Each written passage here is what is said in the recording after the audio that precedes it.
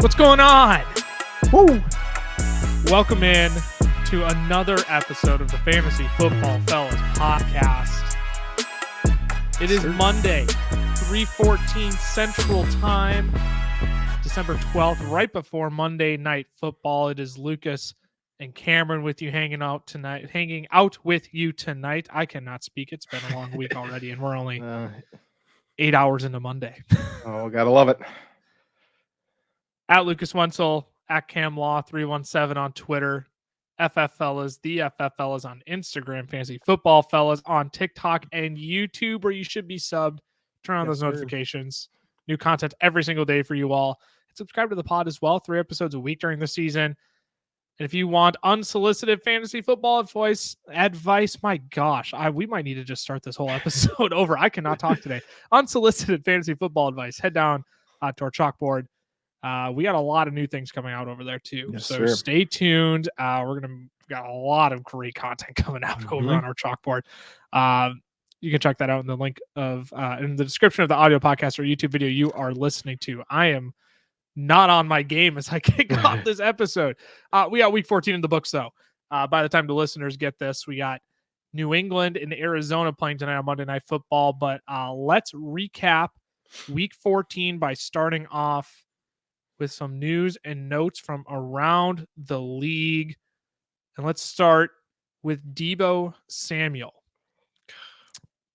He left against the Tampa Bay Buccaneers yesterday with what is most likely a high ankle sprain. There is a high probability he misses the rest of the fantasy football season.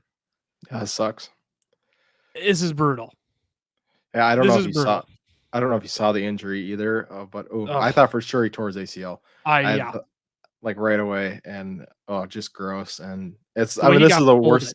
Yeah, worst time to lose someone too. I mean, especially if you've like made the playoffs, you're feeling confident, and Deebo hasn't been playing amazing this year, but you were still starting him every single week, and so to lose a starter now, it's tough. And you feel for Deebo too because they're gearing up for the run. Hopefully, he's back for their playoff run, but I guess as a Vikings fan, hopefully he's takes a week or two more to get back, but Did you see what Jerry Rice said after the game on did Instagram? not. Quit running our key utility players up the middle. I don't think you need to say anything else about Deebo because he should not be running the ball up the middle. Yeah. You don't really need to run CMC up the middle either. No. Well, that's exactly it. Yeah. That's exactly it. So just a brutal time to lose Deebo. Yep. He was the wide receiver 21 on the season. So again, he's replaceable, but at the same time irreplaceable because nobody can do what Deebo Samuel does. Nobody has the upside in a range of ways to score you points as Deebo Samuel does. You could argue Tyreek Hill. You could debate Amon-Ra with the few rushing attempts he gets, but like the pure rushing volume, the pure upside that Deebo has, not many other fantasy football players can boast that kind of a toolbox. Jeff Wilson, he left Sunday Night Football with a hip injury. I mean, those running backs were pretty bad. The Dolphins were abysmal against Los Angeles to begin with. I mean, that was just that was a tough game if you're a Miami Dolphins fan. Yep. Yeah, that was one you wanted to see him come out, play really well. Chargers are sitting at 6-6. There's been a lot of talk going back and forth. You were hoping for something, and they just came out, and the whole team didn't look great. No. So, yeah. No, that whole Dolphins team just looked lost out there on Sunday Night Football. Chargers definitely took advantage of that. Russell Wilson was knocked out of the game yesterday against the Chiefs late in the fourth quarter with a concussion. Finally looked good. For once, Russell Wilson was looking great. We'll talk about him in a little bit. But can I also say this on Russell Wilson?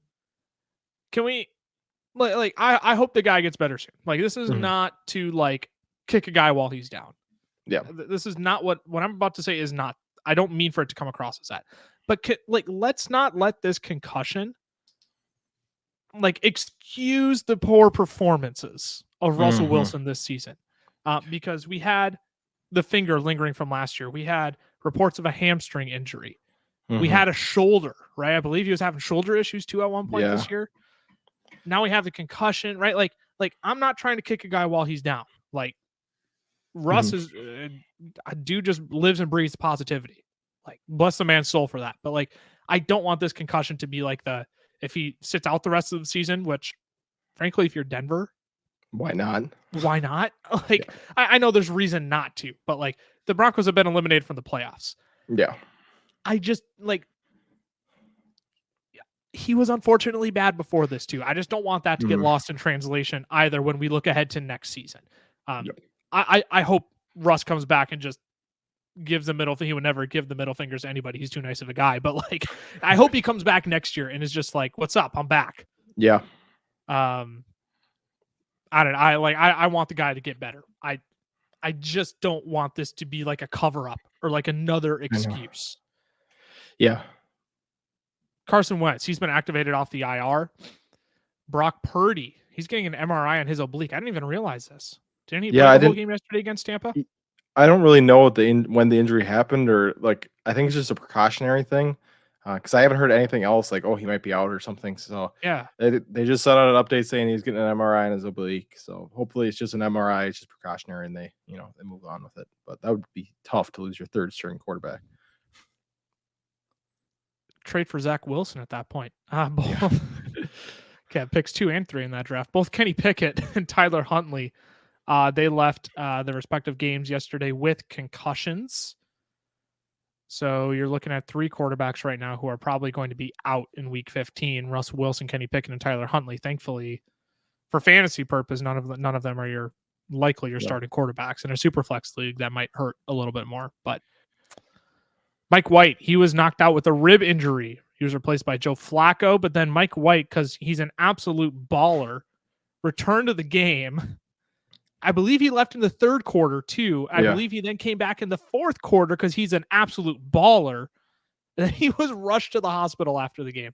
I mean, Mike White, stone cold. That, like, you cannot like Mike White. Yeah. This last one pisses me off. Adam Schefter. You sit on a throne of lies. About 11:15 yesterday, he was on Fantasy Football Now, and he said, "Don't be surprised when Tony Jones Jr. gets the start over Travis Homer in Seattle." And I was on this early in the week. I was saying, like, Travis Homer, like, he wasn't active in week 13. Yeah. And he was limited in practice almost the entire week. I was saying, Tony Jones, he could be the starter this week. I was all over this. And I'm like, Schefter backs me up. Boom. I'm a genius. The man got 1 carry. What? Brutal.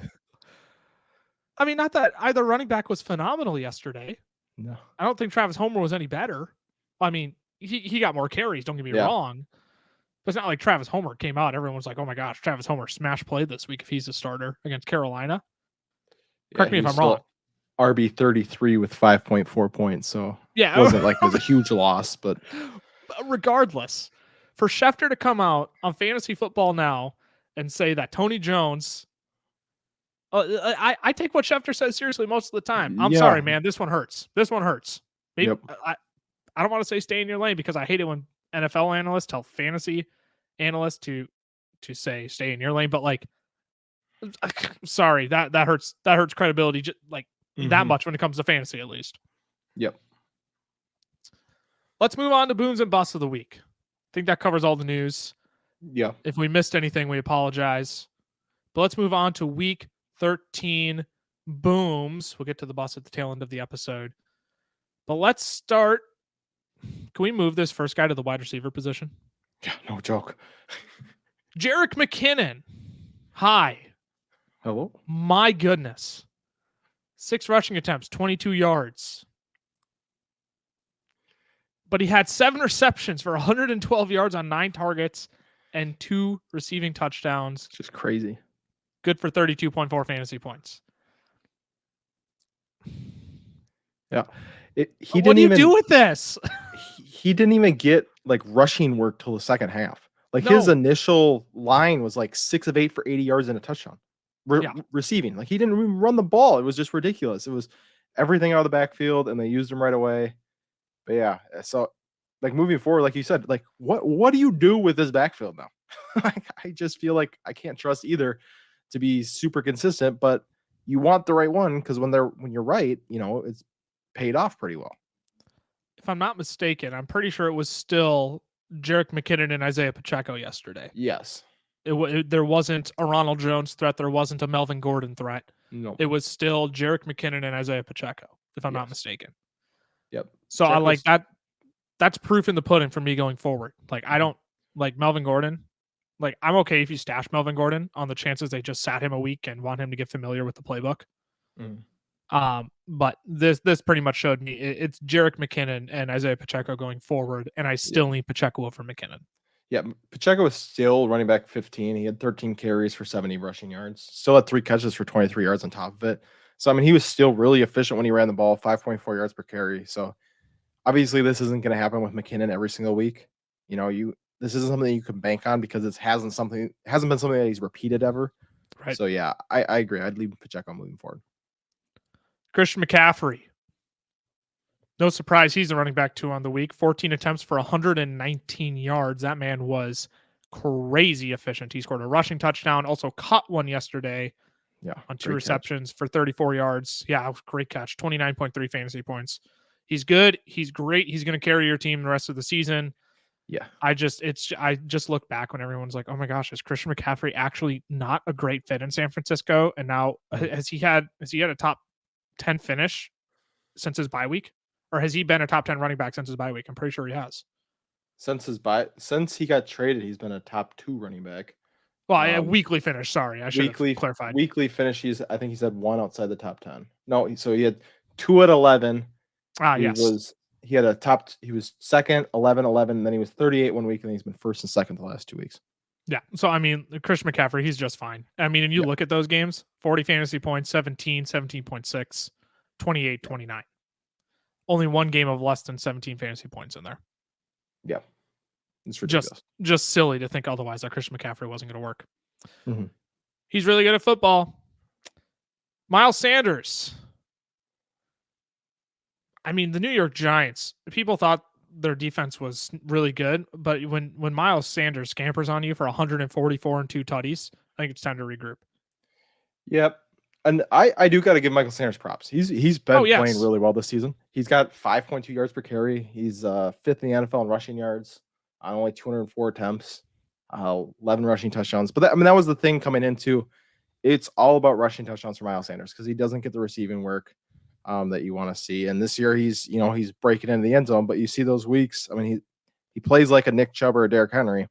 Yes. Where when he doesn't get in the end zone, it's like, oh, that sucked, and he just doesn't have the same volume. But he definitely get weeks like this, especially when, like you were saying, play the Giants, rough run defense, and Philly just dominated them the entire game. And that was the thing. They got up in a hurry. 24-0, I believe the score was at one point. Yeah. There's no need to give anybody else the ball other than Miles Sanders.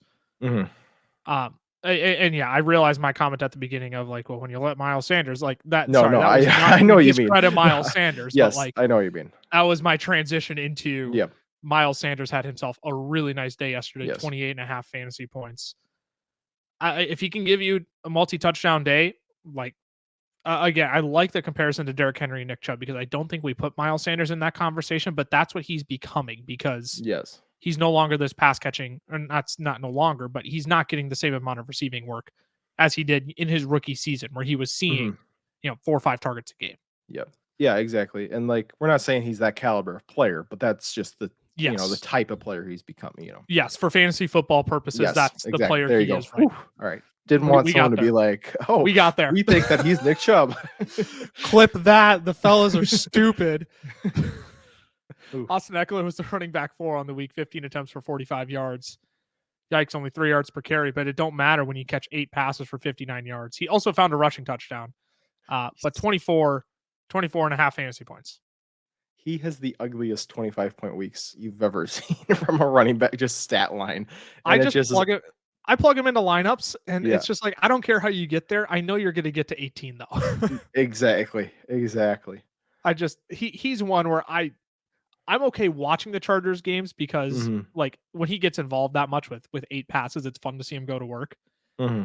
But for the most part, like he's one where I just plug in my lineup and I just like I don't want to watch the runs. I don't want to watch him run the football. I'll watch him catch the football all day. But Austin Eckler, he'll be your top running back rest of the season most likely. Tony Pollard. I mean, phenomenal day. I mean, this isn't even fantasy wise, but I'm looking at this stat line: 10 attempts for 42 yards and a touchdown, 4 receptions for 20 yards and a score. Yeah, like 62 all-purpose yards. That's it for Tony Pollard. I mean, great. Don't get me wrong. He's incredible. He's been efficient. Like, all respect to Tony Pollard. Again, I am not slandering the guy. But man, he is being so incredibly efficient with his touches. It's phenomenal to see. Phenomenal to see him both and Zeke functioning in the same offense together. Yeah, it's going to be really interesting because he's a free agent at the end of the year of what Dallas does, what teams are willing to pay him. Because is he a guy who can be on his own? And everyone's like, well, he's had a couple big games, but I do think of like Jerick McKinnon for the Vikings. Like McKinnon had some great games by himself when like Latavius Murray went down, when he was behind him and stuff like that. And then they go out on their own and all of a sudden they're not the same. So it'll be interesting to see what the free agent market is for Tony Pollard, if Dallas just scoops him up right away or what's going to happen. I just want to say, Tony Pollard, that's not a direct comparison to Jerick McKinnon. There are like situational wise. Yes. Tony Pollard is this week in fantasy won't tell you that. Yep. But Tony Pollard is the far superior running back to Jerick McKinnon. Don't hear what we're not saying. But when you see a guy who is coexisting in a backfield like this and is outscoring Ezekiel Elliott in fantasy football this year, I believe he's a top 8 running back now on the season. 7th. Yeah, top 7. Like you do have to ask the question of like, can Pollard handle a full workload? Granted, in an era where we're starting to see running backs only get 15 to 16 touches every game, unless if they're Christian McCaffrey, unless if they're Austin Eckler, unless if they're Derrick Henry playing a divisional opponent. We'll see. But Tony Pollard, he has been phenomenal in this Dallas offense this year. Derrick Henry, I just brought his name up. He was the running back 6 on the week thus far.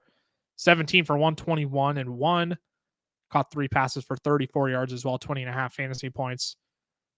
When Derrick Henry plays a divisional opponent, I'm surprised Derrick Henry didn't have a bigger game. I'll be perfectly honest. I think this is because they just got walloped in the second half by the Jaguars passing attack.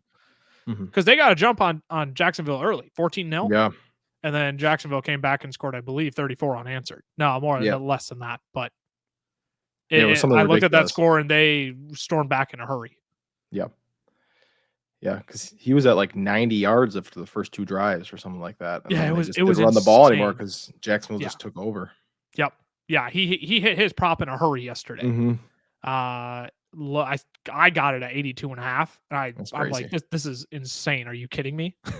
That's so crazy. So if you're on Underdog Fantasy, promo code fellas, keep an eye out on Derrick Henry's line going into this next week because he gets another divisional opponent next week. Or does he get the Chargers next week? I think Chargers next week, and then it's Jacksonville the week after.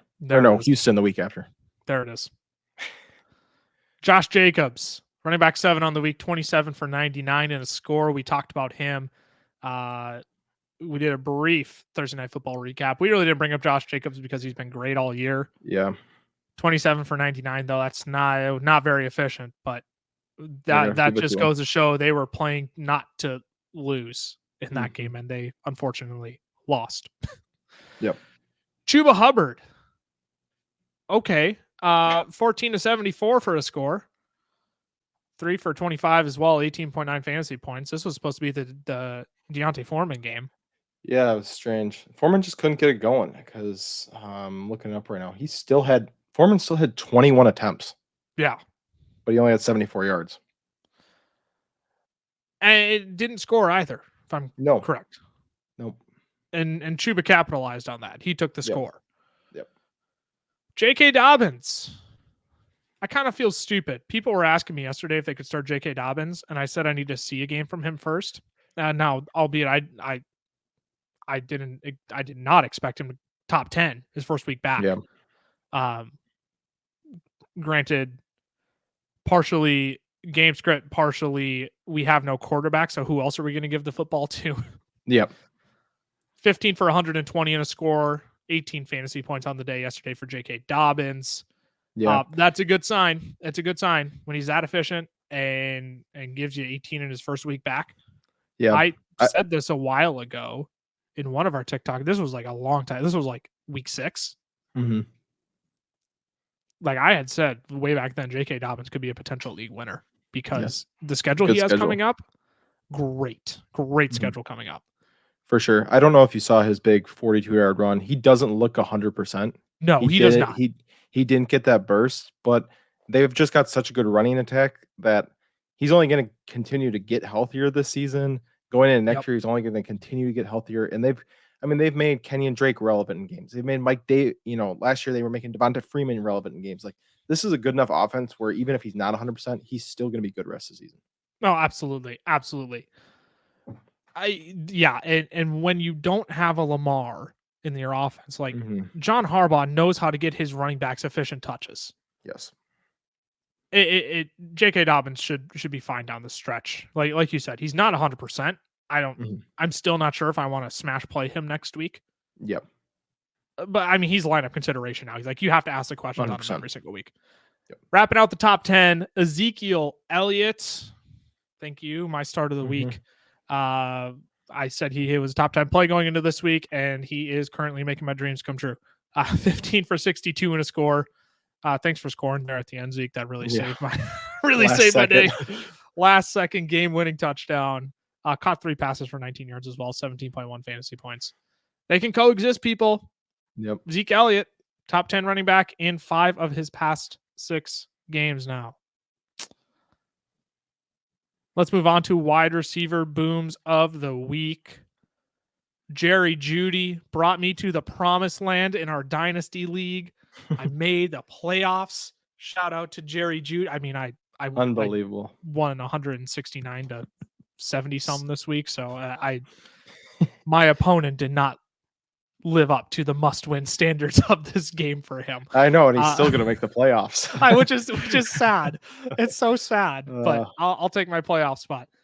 Jerry Jeudy, 8 receptions on 9 targets for 73 yards, 3 scores, 33.3 fantasy points. How sustainable though? That's the question moving forward. How sustainable is this performance? If your league has a trade deadline that goes right up to the playoffs, I'm making deals for Jerry Jeudy right now. I'm going out and I'm trying to sell Jerry Jeudy if your trade deadline is still open. Most commonly, I think leagues mostly have deadlines that close after week 12 or week 13.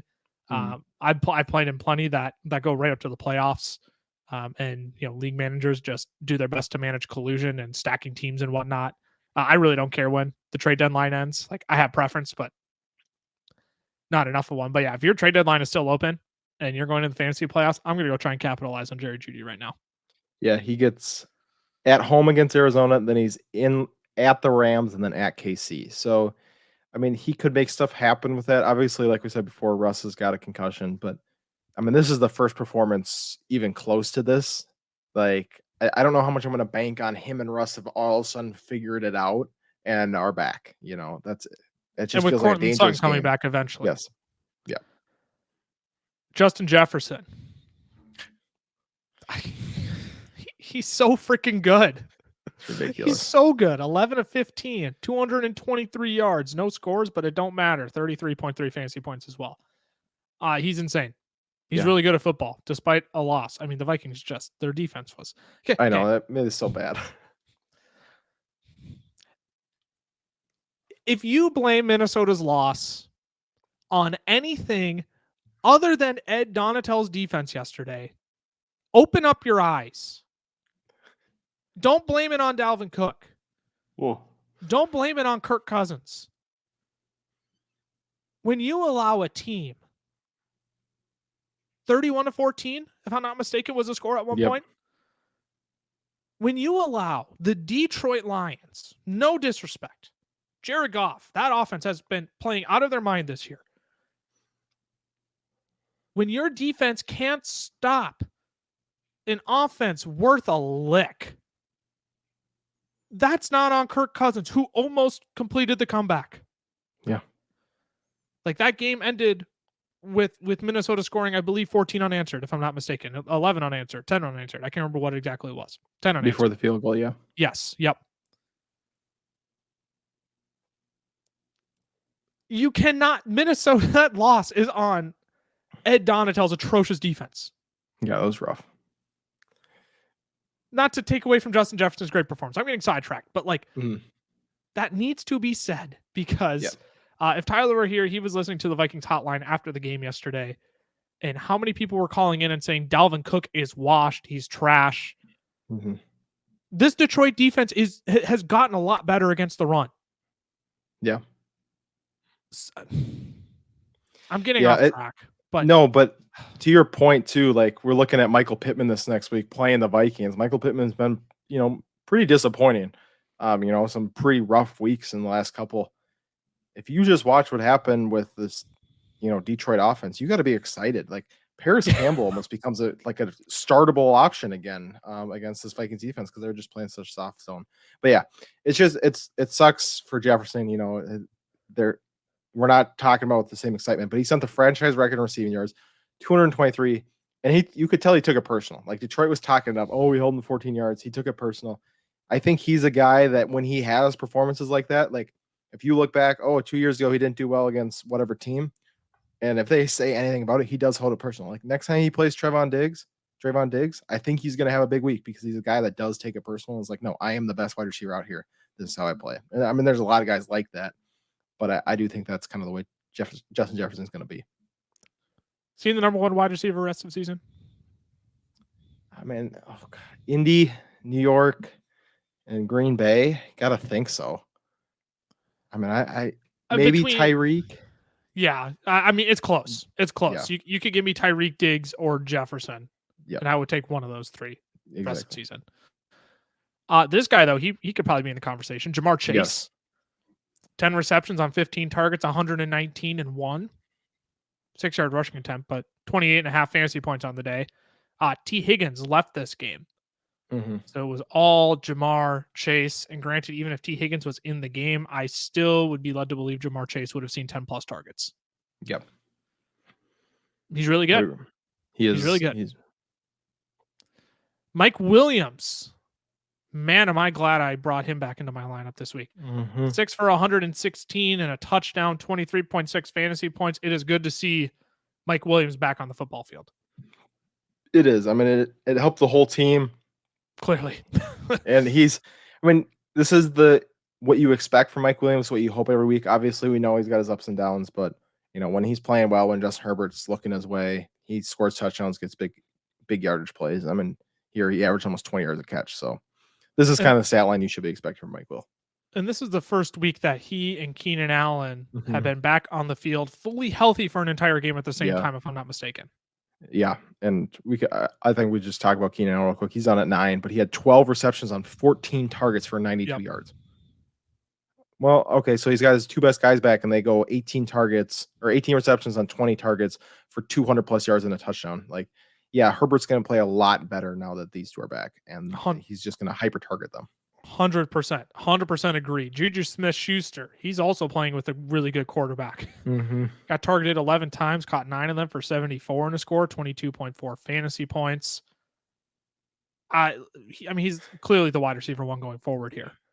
He's so confusing to me because he'll just he'll have a week like this, and you're just like, he's the number one, and then he'll disappear for 3 weeks, and then he has and it's just like, you'd think with Patrick Mahomes, he'd be able to work it out. But so hopefully he can figure it out the rest of the way because he is confusing. Chris Moore. What's he doing here? I know. 11 targets and caught 10 of them for 124 against this Dallas secondary. Can I say this? If you need a game-winning touchdown to beat the Houston Texans, you don't belong in the Super Bowl contender conversation. Them's the rules. I'm sorry, Dallas. I can't take you seriously when you let Houston keep pace with you the entire game. Yeah. I mean, my Tony Pollard and Ezekiel Elliott prediction from Stardom Saturday came true, but I also said they would Thanos snap Houston out of the NFL, and And Houston nearly pulled off the upset of the year. Well, they should have. They were on the 5-yard line, couldn't get in the end zone at the end of the game. Houston was. Ugh. Yes. At any rate, Chris Moore, waiver wire ad? I just can't trust anyone from Houston and even Damian Pierce has been hard to trust. 100% agree there. Zay Jones, 12 targets, 8 for 77 and a score of 21.7 fantasy points. He is becoming an awesome spot start. I mean, they've had the matchups the past like 3 weeks here. Yeah. He's got to be on your roster at this point. 60% of 12-man leagues on Sleeper, you said Yeah, today? he is. Yeah. He's the wide receiver 27 on the year? Yes. Yeah, and he's been playing well. He's had back-to-back top 10 finish, or two of his last 3 games have been top 10 finishes, not back-to-back. 2 of the last 3 games. Yeah, if Zay Jones isn't on your roster, he's got to be at this point. Mm-hmm. DJ Chark, yeah, he torched the Minnesota secondary, 6 for 94 and a score, 21.4 fantasy points.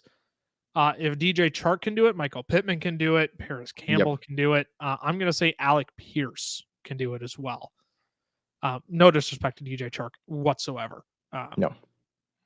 I just previewing next week for Indy and anybody who plays Minnesota rest of the season. Keenan Allen. We talked about him, 12-14 for 92. Marquise Goodwin somehow was the highest scoring Seattle Seahawks wide receiver yesterday, despite only seeing 6 targets and catching 5 of them for 95 and a score, 20.3 fantasy points. Yeah. I mean, somewhat intriguing, but for the most part, I'm not too interested. No, and it's crazy too because Lockett had 17 fantasy points and DK had 18 fantasy points, so they were just all super involved, all scored touchdowns. So I mean that helps a ton. But yeah, I don't know if I'd be chasing this one for Marquise Goodwin. I would agree, especially if they do get a DJ Dallas or Ken Walker back. You know what? I might honestly say until Ken Walker gets back, I might be slightly interested. For sure. And we just don't know when that will be for sure. Quarterback booms of the week. How about this guy? Trevor Lawrence, quarterback 1 overall on the week. I mean, when you throw the ball 42 times, I hope you're probably top 10. I'm guessing unless if your name is Tom Brady and you throw the ball darn near 60 times, you can't even crack the top 10. Lawrence was 30 of 42 for 368 and 3. Rushed for a touchdown as well, 33.4 fantasy points on the week. Like, nobody's going to talk about Trevor Lawrence. Nobody's going to do it. I know. Nobody's going to do it, but Trevor Lawrence. What is he on the season now? Quarterback. He's got to be top 10. At this point, he was 11 last time we talked about him. I think he might even be not. No, he's 10 because he's right behind Herbert. Oh, no, let me pull it up now. No, Trevor Lawrence. Oh, QB 8 past Herbert. There he is. We said it at the start of the year, the sleeper quarterback. Everyone's on Tua Tagovailoa, but what if Trevor Lawrence is actually that guy? Yeah, he's becoming that guy. He's only going to get better, which is kind of scary to say. Jalen Hurts, he was 21 to 31, 217 and 2, rushed for 77 yards and a score, 30.4 fantasy points. He's just really good at fantasy football. Yeah, I know. Now he's actually a good NFL quarterback too this year. I mean, he's going to be a dominant force for years to come. Russell Wilson. Wow, we've never said his name in the top 10 not this year. So far this year. I feel uncomfortable. 23 to 36, 247, 3 before exiting with his concussion, 4 rushing attempts for 57 yards as well, 26.6 fantasy points. I mean, when you get down 24 to 0, I hope you put the ball in Russell Wilson's hands and let him make things happen. Yeah. Jared Goff, my start of the week at quarterback. Quarterback 4, 27 to 39 for 330 and 3. 26.1 fantasy points. Cameron, I know your start of the week was DeAndre Swift at running back, but they found the formula of what if we just keep throwing the ball because Minnesota can't guard us at all. Yeah. Jared Goff can make 5 bad throws, and they'd probably all just be incompletions because they'd probably be missed throws. Let's be honest. Yeah. It was, I mean, they never had to run the ball, and neither did the Vikings, though. You look at Kirk's next at number 5, 31 of 41 for 425 and 2. I mean, when both quarterbacks can combine for 750 yards and 5 touchdowns, like there's not going to be much running in the game. It's no. just, I mean, neither team will even slow down the pass. No, not at all. And it was the high scoring game that we all had hoped for coming into this week. Patrick Mahomes, quarterback 6, 28 of 42 for 352 and 3. So walking 300 yards. I don't think we need to say much more there. Did have 3 picks though. Did I skip that? He did have 3 picks. It's just because it goes 3-3-3 and you can't tell where what it's under. Oh my goodness. Yeah. 3 touchdowns, 3 interceptions, 3 rushing attempts for -3 yards. Yeah. Yeah, he started off hot. He's a quarterback 6. He's ridiculous. What is Geno Smith. Oh, sorry. Mahomes is 500 more yards than the next closest quarterback, which is Justin Herbert. Which is the fact that Herbert's at 2. We'll get to him in a second. Geno Smith. Your start of the week, Cameron. 21 to 36, 264 and 3, 2 picks, but added 3 rushing attempts for 20 yards, 22.6 fantasy points. Just as we predicted, they put the ball in Geno's hands and let him sling it around this week. Brock Purdy, quarterback 8, and he went 16 to 21 for 185 and 2. Just crazy. Added a rushing touchdown in there. Helped get him to 21.7 fantasy points. Josh Allen. I'm just going to move on. I don't want to talk about Brock Purdy. I'll be honest. No, I agree. I agree. Josh Allen was 16 to 27. Threw less yards than Brock Purdy. Threw a touchdown. But when you rush for 47 yards and a score, that'll boost your numbers up to 20.6 fantasy points. He has like just not been great. No. For the while, and he's been top 10, I think, every single week except for one on the season. Like, you're just like, wow, Josh Allen kind of disappointed me this week. You know, quarterback 7, quarterback 9, quarterback 6. You know, it's just like, but he's still just so good for fantasy. That's why we love Jalen Hurts too coming into the year, right? Jalen Hurts' worst game, he's gonna be quarterback 9. Yes, just because of rushing and stuff like that. So Jalen Hurts and Josh Allen have flipped the script this year on each other. They have. All right, here we go. Justin Herbert finished as the top 10 quarterback this week. He's now coming off back-to-back top 10 performances. Impressive win over the Dolphins last night. As we mentioned earlier, both Mike Will and Keenan Allen back. Is Justin Herbert a top 7 fantasy quarterback the rest of the season? I mean, first of all, can we just put to rest the Herbert versus Tua debate? When you can make throws like Herbert, I don't care if you call him a social media quarterback. Tua can't make those throws, and Herbert makes them consistently. But if we're going to talk about quarterbacks, you got Mahomes, Allen, Hurts. They're top 3, right? Nobody's debating that. And I'd throw Fields in at 4. And I think the debate between Herbert and Burrow is probably pretty close, but I'll put Burrow at 5. And so then you're left with probably 4 guys that you're fighting for that top 7 spot in Lamar, Kyler, Herbert, and Geno. And right now I'm going to take Herbert over Lamar because Lamar has been injured, right? Lamar hasn't played great these last couple weeks. We don't know when he's going to be back. So I'm going to put Herbert over him. Right now, I would rather have Kyler, who's had 3 top 8 finishes since DeAndre Hopkins has returned. And he hasn't even played week 14 yet. It's 3 out of 4 weeks that he's had that. So the question kind of lies for top 7. Is it Geno or Herbert? Herbert has more pass attempts. He has more yards. He has less interceptions than Geno. Geno has a little bit more rushing yards, but the difference has been touchdowns between the two of them. Geno's got 4 more and an extra rushing touchdown. But you give Herbert, Mike Will, and Keenan Allen back, the touchdowns are going to start coming. And you give him Tennessee, Indy, and the Rams to finish out the season. I feel really good about Justin Herbert going forward, so I'm going to take him over Geno. So I definitely think he's a top 7 quarterback for sure and borderline top 5 rest of the season. Why was Herbert versus Tua even a debate? That's such a good question. That was put to rest last year as an NFL quarterback. Quarterback. That was put to rest last year. We didn't need to dig this up just because Tua's playing in Mike McDaniel's system. Yeah. That's not to call Tua a system quarterback, but I'm sorry. Mike McDaniel made Jimmy G look pretty dang good last year. Yeah. He's making Tua look pretty good this year. And Tua, I do believe Tua can be a talented NFL quarterback, not reliant on a system. I do believe that. Yeah. But NFL-wise, really? Yeah. I'm seeing all this. Oh, we can put the debate to rest now. There was a debate because Justin Herbert was playing without his top two weapons, and Tua Tagovailoa was playing with Tyreek Hill and Jalen Waddle in one of the most quarterback-friendly systems in the NFL. There was a debate. Yeah. It doesn't make sense. Like Tua just physically can't do what Herbert can do. No. And it's not close either on who has the better weapons. It's Tua by a mile. Like if you're going to ask, would you rather have Tyreek Hill and Jalen Waddle or Keenan Allen and Mike Williams?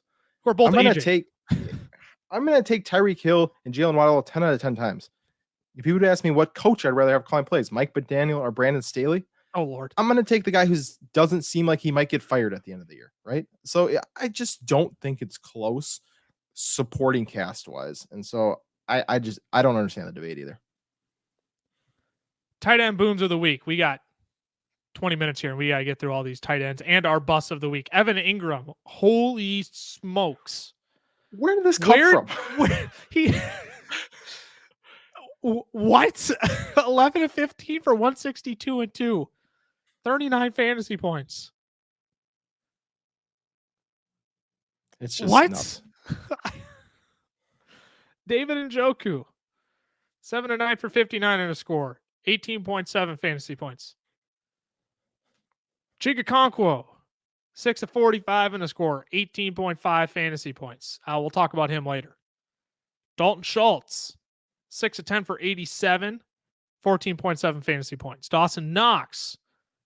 Oh, when he finds the end zone, he's going to be a top 10 tight end on the week. 14.1 fantasy points. Pat Freiermuth. 3 for 33 in a score. 12.3 fantasy points, excuse me. Gosh, 3 for 33, and he was tight end 6 on the week. Oh, it's gross. I hate breaking down boom tight ends because I know. Once you get past like 3, it's just gross. Austin Hooper. Chig and Austin Hooper were both top 10 tight ends this week. 5 for 68, 11.8. That's crazy. Hawk. 6 for 77. This isn't right. That should be 13.7 fantasy. Oh, he got hit with the fumble. Yep, right at the end. Yep, he got hit with the fumble right at the end. I forgot about that. Yep. This next guy stinks. 2 weeks in a row. 2 weeks in a row, Travis Kelce. What are you doing? I know. What's wrong? What's the matter? 4 for 71. 11.1. You're supposed to be this elite positional advantage. I know. What's wrong? The crazy thing is he's still really fourth in yards. He's 4th in yards on the week. It's just like, but it is weird though. Mahomes has had 6 touchdowns in the last 2 weeks, and Kelsey's just weeks twice in a row. So, I mean, you got to assume teams are starting to finally figure out, hey, he's the best player on the field besides Patrick Mahomes. Maybe we should. If we box him? I know. So, but yeah, I would not be worried about. You're not worried. Obviously, You're not worried about Kelce. You have no other option but to start him, and he's going to reward you either this next week or the week after. So you'll be fine. Tyler Conklin wraps out the top 10 with an abysmal 7.8 fantasy points. Let's move on. We're not breaking down a 7.8 fantasy points scoring tight end. That's top 10. It makes me sick. Bust of the week from week 14. All right, here we go. Travis Etienne. His last 4 games have been 4 finishes outside of the top 25 running backs, and 3 of them have been outside of the top 40. Did the fantasy community jump the gun on Travis Etienne too soon? Yeah, we most definitely did. You look at his last 4 games. We'll take out the Baltimore game where he got hurt. He's been 41 of 131 over those 3 games, which means he's averaging 3.1 yards per carry. This is supposed to be an ultra efficient guy. And those 3 teams were bottom half of the league against giving up rushing yards to opponents. They're all giving up 4.7 yards per carry. And Etienne's sitting at 3.1. His 3 biggest games, we got to give him props for dominating the Broncos. Broncos are a great run defense. We got to give him the props for that. But the other 2 are against the Raiders and Giants. They're both bottom 7 against fantasy running backs on the season, dominating bad competition. And there's receiving work we were all hoping for. Oh, once he gets to start, he's going to see so much receiving work. He's averaging less than 2 receptions a game. And since he took over the backfield, he has yet to have over 30 receiving yards in a game. So you're going to tell me a guy that has only 4 touchdowns, which was in that 3-game stretch, a guy who has limited receiving work and hasn't been very great against average defenses as of late, is going to be some league winner when he gets to face Dallas and the Jets in the season. And even if he gets Houston in the championship, this guy is not a league winner. Like, we completely jumped the gun. People sold like half their roster for this guy, and he just has not been worth it. He was one of the biggest buy low candidates. Yeah. After his first 2 poor games, after coming off that 3-game stretch, he was one of the biggest buy low candidates. And yes, he's absolutely crushing you now. He's absolutely crushing you. 3.2 fantasy points on the week. 17 for 32. Yeah. Can't even average 2 yards a carry. In a game that they were ahead. Tennessee Titans, I get it. They're a really good run team. You can't average 2 yards a carry. Yep. Yeah, we jumped the gun way too early on Travis Etienne. Yeah. And I mean, the Titans are giving up 4.5 yards per carry to running backs on the season. So, like, they have a good run defense, but it's not like you can't run on them, right? They're not the 49ers. Right. You can run on the Titans. Saquon Barkley. I mean, they just got walloped in this game. Yep. 9 rushing attempts, 28 yards, 2 receptions for 20 yards. I mean, I in a game in which they're down, I would like to see Saquon Barkley get more involved in the passing game. I would like to see. I'm not asking for Saquon or for Austin Eckler level receiving work, but I am asking for more than 2 targets in a game in which you're down by 24 plus. Makes sense. Brian Dable said at the beginning of the year they want to get Saquon more involved in the passing attack. That's not really happening. Mm-hmm. DeAndre Swift. We all called for a big week. We did.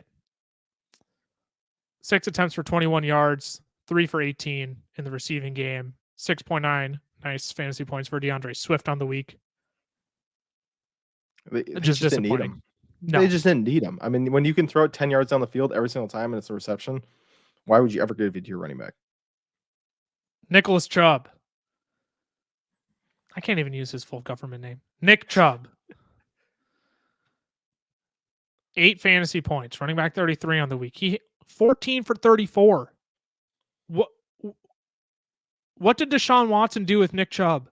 What's happened? Back bus games. Caught 3 passes for 20 yards, but like, where's Nick Chubb and what have you done with him? 14 for 34? That's not who Nick Chubb is. Yeah. Nick Chubb should be 14 for 60. 14 for 75. That should be Nick Chubb. Yeah. Honorable mentions here, Dalvin Cook. He's still the running back 24 on the week, but disappointing 8.6 fantasy points. Jamal Williams. We talked about DeAndre Swift already, but 3.7 fantasy points for Jamal. He was the running back 41 on the week. Yep. Wide receiver bus of the week. Jalen Waddle. All right, maybe Prize Picks and Underdog we're onto something here. 31 receiving yards on the week. Only 4 targets. 5.1 fantasy points. Wide receiver 63 on the week. Yeah, but I mean, we'll get to 2 later. But when your quarterback only completes 10 passes on the game, it gets a little harder to rack up yards. Score fantasy points. Yes. CeeDee Lamb, 5 of 6 for 33, 8.3 fantasy points. A wide receiver 48.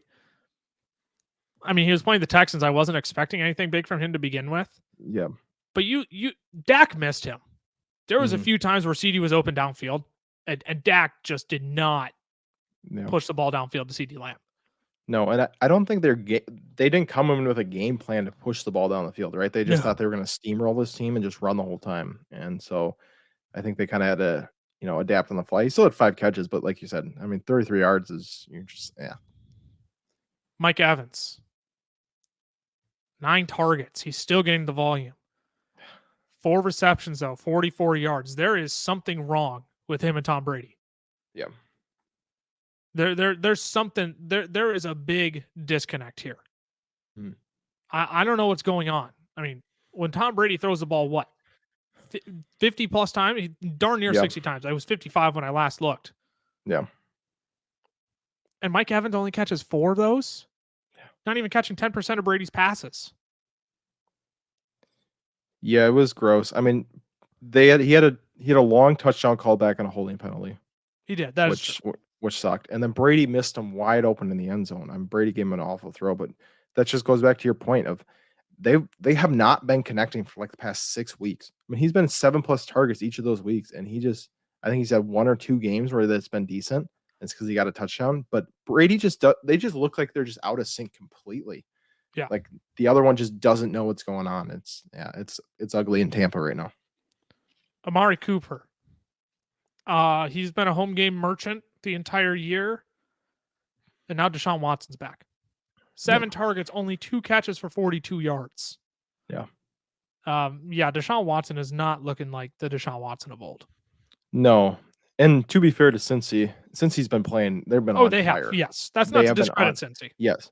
But like you said, I mean, Deshaun Watson legitimately looked like the first time he picked up a football was last week, like in 2 years. Like he just has not been able to hit anybody. I mean, Donovan Peoples-Jones had a decent game. But yeah, you're expecting a lot more from Amari Cooper. Honorable mentions here, Devontae Adams. We talked about him in our Thursday night recap on our Stardom Saturday episode. 10.1 fantasy points, the wide receiver 38 on the week. Christian Kirk. Again, Zay Jones stole the spotlight. Still scored 9.5 fantasy points, but expecting a lot more from Christian Kirk against this Tennessee Titans defense this past week. Yep. Quarterback bust of the week, Tyler start of the week, unfortunately, Tom Brady. I mean, this is just incredible. When you throw 55 passes, complete 34 of them, you only get 253 out of that. Yeah. And you only get 1 touchdown. You get 2 picks on top of it. The process was right. The process was right. The results were not. It's quarterback 18 on the week with 12.1 fantasy points. Tua Tagovailoa, I mean, when you said it, Cameron, can't even complete 50% of his passes. Only throws for 145 and 1 TD. That's tough on your wide receivers. I mean, we didn't even talk about Tyreek Hill today. He didn't even make the top 10 this week. No. Added 3 rushing attempts for 28 yards, 12.6 fantasy points on the week. This should have been a statement game for Tua, and the Chargers made sure that did not happen. Yeah, it was gross. Going back to Brady real quick. Yeah. There are only 2 quarterbacks who have a less yards per attempt than Brady on the season. Kyler Murray and Kenny Pickett. Like Brady, he's not airing the ball at all, and when he does, he is not connecting. It's just, I mean, 6.2 yards per attempt. We're talking about like Mahomes and Hurts are at 8.1, Burrow's at 7.8, Trevor Lawrence is at 7 yards per attempt. Like Brady's just so far below like that league average right now. It's just crazy. I wonder how much he actually put behind his stake of I'd rather be on the football field playing and losing than to go out and not play on top. Yep. I wonder how much stake goes into that, because if I'm Brady, man, after this year, it'd be hard to come back. Honorable mention Dak Prescott again. This Dallas team. Frankly, I thought Dak was going to have a worse week than this. Yeah, that's true. Thought he was going to be out in quarter 2. I figured he wouldn't play the fourth quarter. 15.6 fantasy points. 15.7, the quarterback 15 on the week. Tight end bus. Mark Andrews. Oh, brother. 3.7 fantasy points. A tight end 21. Caught 2 of his 6 targets for only 17 yards. Oh, brother. What do we do with Mark Andrews going forward? Like, is this panic button worthy going into the fantasy playoffs? I mean, if he wasn't a tight end, then yes. But it doesn't really matter if he scores 4 points. He's like, you're not going to bench him for another tight end. But yeah, he is. Beginning of the year, he was feeling like, oh, maybe he's Kelsey tier, and now he's kind of feeling like George Kittle has. So, it's just I don't have huge expectations for Mark Andrews anymore. Hopefully, Lamar can get healthy. Because this next week, if Huntley's out and Lamar are both out, I mean, they could be. I don't even know who their third string quarterback is. So, I mean, you got to hope that they can figure it out. But yeah, it's been a rough couple of weeks for Mark Andrews. George Kittle is the tight end 15 on the week with 6.8 fantasy points. I mean, he's in this category quite a bit. With Debo out, I mean, I gain a little bit more confidence in George Kittle with no Debo. Yeah. Not a lot more, though. Tyler Higbee, 3.1 tight end 26 on the week. And Foster Moreau, after having a few up weeks, goose egg. Big old donut this week. He was skunked. Yeah. Jeez. Kittle, tight end 13 on the season in targets. behind Kelsey, Andrews, Hawkinson, Freiermuth, Higbee, Evan Ingram, Gerald Everett, Tyler Conklin, Zach Ertz, Hayden Hurst, Dalton Schultz, and Njoku. All have more targets than Kittle. That is an ugly spot to be in for a guy you drafted top 4 rounds.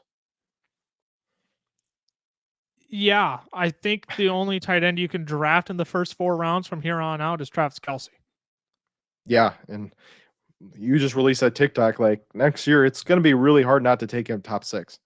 I mean, the positional advantages. So the difference between him and tight end 2 is the same as wide receiver 1 and wide receiver 17. Like that's crazy to think about just how much of an advantage Kelce is going to be next year. Travis Kelce single-handedly carried teams to the playoffs this year. Can I state that? I 100%. I took him and Alvin Kamara back to back. I had the 10th pick in a 12-man draft. I took Alvin Kamara and Travis Kelce with my first 2 picks. My wide receivers, Michael Pittman. I lost Mike Williams. I lost Hollywood Brown. I ended up getting Terry McLaurin in a trade. Who's my other wide receiver that I had? I had somebody else. I don't remember who it is now off the top of my head. I drafted A.J. Dillon as my running back 2. I thankfully was saved by Ramondre Stevenson. Yes, sir. I ended up making a trade to get DeAndre Swift on my team. So I made a trade for Dak. So Dak was my starting quarterback. Mm-hmm. But my team has been pretty underwhelming. Yeah. For most of this year. Travis Kelce has carried me to the second best record in the league. Yeah.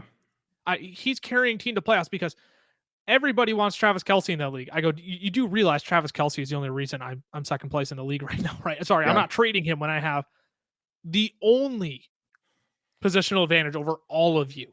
Mm-hmm. So, yeah. Booms and busts of the week. Let's wrap it out. Little rapid fire waiver wire. Waivers due on tonight. It's not an exciting list this week. I'm just going to read through it. It doesn't seem like there's too many. It doesn't seem like we're stumbling upon an Amon-Ra or Rashad Penny kind of player right now. And I don't know if we will. We talked about Christian Watson. I guess we have talked about Christian Watson potentially being that guy this year, and he just came on the scene in week 10 instead of week 12. We'll see how Christian Watson closes out the season. He gets Minnesota one of those weeks. I'll tell you what, he'll probably finish out pretty strong. Yep. We talked about a lot of these guys in the episode already, though. Chuba Hubbard, I think you have to after 14 touches, 76 rushing yards, and a score. To see him splitting work with Deonta Foreman, I think you got to add Chuba. Granted, plus matchup with Seattle, but even coming up, he's still got a couple plus matchups as well. I'd be fine adding Chuba Hubbard. Yep. DJ Chark, big week, top 10 wide receiver on the week. I think he's worth an add with how high powered this Detroit offense is. Yep. Ben Skoranek, I don't think he's a bad ad. What was he on the week? He had a nice little week against the Raiders, did he not? He was a wide receiver 1 for them on the week. Yeah, he was. I think he had 16 fantasy points. Let me look at it real quick. I was going to say, I thought it was 18, but he would have been top 10 if he was 18. It was Ben Skoranek. Oh, actually, he was, just under 16.